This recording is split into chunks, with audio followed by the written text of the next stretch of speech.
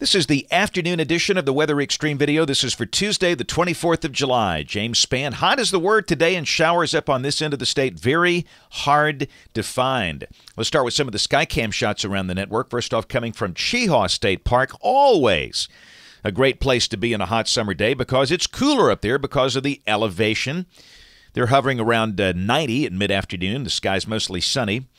Very similar sky over West Alabama. That's a Skycam at Fayette. And down south, it's rained a little bit at Gulf Shores today with a passing shower. That's just kind of the way it works in summer down there. Still a lot of folks out enjoying the surf in the sand on a late July day. The upper ridge beginning to flex its muscle, expanding over much of the heartland down into the deep south. And on top of that, we have the ring of fire effect. Storms are gliding down the top of the heat bubble.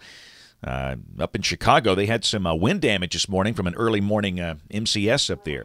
Temperatures at mid-afternoon, really not that bad for this time of the year. That's pretty much what you expect. We've got mostly mid-90s. Birmingham at 94. Hot spots down to the south. Montgomery and Auburn at 97. And again, the hottest weather in the nation is out there where they are so dry. Kansas, Missouri, Nebraska, Oklahoma, triple-digit heat. And thank goodness we see no sign of that here, although 90s are hot enough. But then again, 90s is what you expect this time of the year.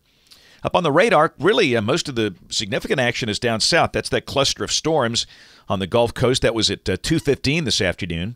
And all of that moving south-southwest. To the north, we've got some severe weather issues, a number of severe weather boxes. That's the one of them that includes much of North Carolina. Raleigh-Durham, Charlotte's involved in that, and that's until 10 o'clock Eastern time tonight. The severe weather risk for the rest of today and tonight running from the Canadian border of North Dakota to the middle Atlantic coast. Even Boston's involved in that, down to Long Island and Chesapeake Bay, Charleston, South Carolina. Within that, there's an enhancement over most of North Carolina and Virginia.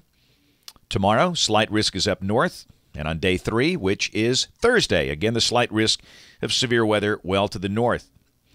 There's a rain for the next 5 days, valid through Sunday morning at 7 o'clock, suggesting amounts of about 1/2 inch for North Alabama, better totals down south. And no doubt for us, the day with the best coverage of showers and storms this week should be on Friday, as you'll see. And the tropics are quiet. I note the NHC guys are interested in that non-tropical low that's east of Bermuda. I'm not a big fan of really upgrading those and calling them tropical storms because they're more hybrid, North Atlantic systems. But whatever, it's moving northeast and won't bother anybody. We'll check the GFS. This is the 12Z run, valid at 1 o'clock tomorrow afternoon. Flat ridge across the deep south. Weather probably not changing much tomorrow. The NAM is showing 96. The GFS is showing 97. Partly sunny with only a very small chance of any one spot getting a shower. Thursday, pretty much the same thing. But on Friday, look at that trough denting the heat ridge. And accordingly, a surface front is approaching from the north, and that should offer a pretty decent little coverage of showers and storms on Friday. So nice to have kind of a day with at least hope for that in this very dry, hot part of the summer.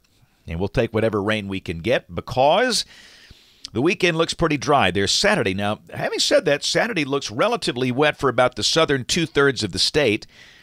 And this would include areas from Birmingham south if the model is right. It's been very consistent in this idea of drier air filtering into the northern third of Alabama. So Saturday, if you're in Huntsville, chance of rain very small.